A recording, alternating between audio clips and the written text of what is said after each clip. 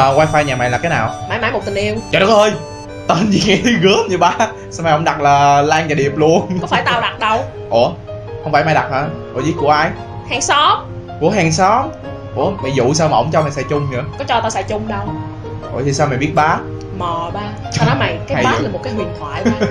Nói chung á là lúc nào cũng vậy, cái wifi mãi mãi một tình yêu là cái wifi mạnh nhất. Nhưng mà tao không có bát, mày hiểu không? Tao tức quá. Cái xong trong một hôm tao khát vọng cái wifi đó quá, mày hiểu không? Trong một ngày tao ngứa tay ba. Tao gõ chữ mãi mãi một tình yêu vô trong chỗ cái bát. Xong tao bấm thêm 01 và enter. Tao nghĩ giống như cho vui thôi. À vậy nó vô được luôn mày. Sốc ba, trời ơi, bị sốc luôn. Trời ơi.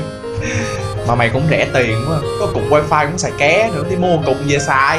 Kệ tao, để vài bữa nữa đi làm chuyện 2 giờ sáng xong rồi tao mua cục wifi về cho mày xài ha. Tới đó tao sẽ đặt tên là cái gì mày biết không? Tên gì?